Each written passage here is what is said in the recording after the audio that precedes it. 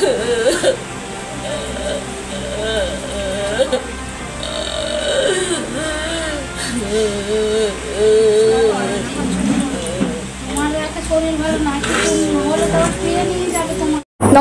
আমি অয়ন্তিকা আর আপনারা এই মুহূর্তে দেখছেন বাস্তব নিউজ। বিস্তারিত খবরটি জানতে সম্পূর্ণ ভিডিওটি দেখুন। ধন্যবাদ। বিষ্ণুপুরে সিভিক ও তার বাবাকে ধারালো অস্ত্রের কোপ। আশঙ্কাজনক অবস্থায় প্রথমে সমালি হাসপাতাল, পরে অবস্থার অবনতি হলে বেসরকারি হাসপাতালে ভর্তি করা হয়।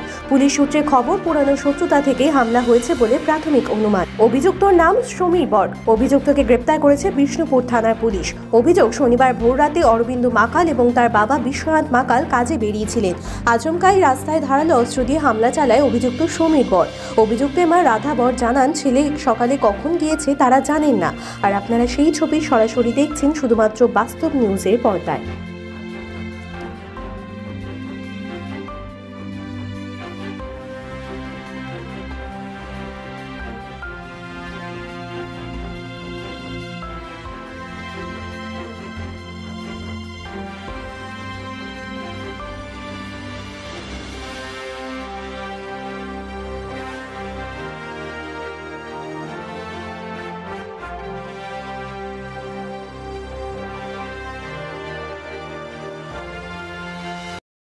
আপনাদেরই পাড়ায় আজকের যে সিভিক পুলিশকে কোপানো হয়েছে, কি বলবেন? কি মানে ঘটনাটা কিভাবে হয়, কি দেখছেন?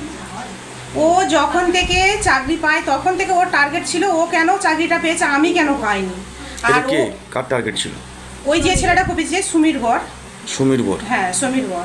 এবারে ওর টার্গেট ছিল ওকে একদম মেরে দেব, ঠিক আছে। কিন্তু ও একদমই ভালো ছেলে নয়। ও সবসময় এরকম মানে কি মারধর করে বেড়ায়। আমরা চাইছি ও যেরকম করেছে ও তো বার হয়ে ফের ওরকম করবে, মারবে ওদেরকে। তা আমরা চাইছি ও যাতে না আর ওরকম কিছু করতে পারে, সেই রকম ওর প্রশাসন ওর ব্যবস্থা নেই, ঠিক আছে। যাতে ওর হাত পা ভেঙে বা কেটে হোক, যে কোনো প্রকারে হোক, ওরকম শাস্তি আমরা মানে ও যেন এলাকায় না যেন আমাদের থাকতে পারে, ঠিক আছে। এটাই আমরা চাইছি। কি ঘটেছিল আজকে? সকালবেলা যাচ্ছে, সকাল 6টার সময় পিছন থেকে হচ্ছে বাইকে মানে লাথি ছিল, লাথি মেরে ফেলে দেয়। ফেলে দিয়ে গিয়ে ওদেরকে শট নিয়ে কপাতে শুরু করে, ঠিক আছে।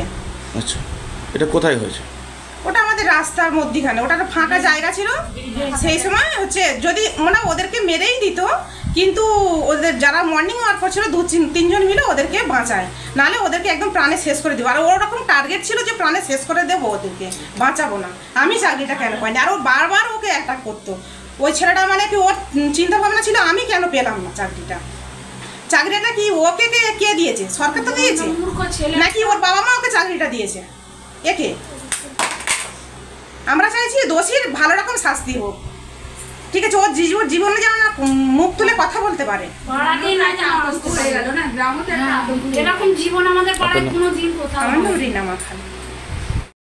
সমস্ত খবর সবার আগে জানতে অবশ্যই বাস্তব নিউজ চ্যানেলটি follow, like, share and comment করতে ভুলবেন না। ধন্যবাদ।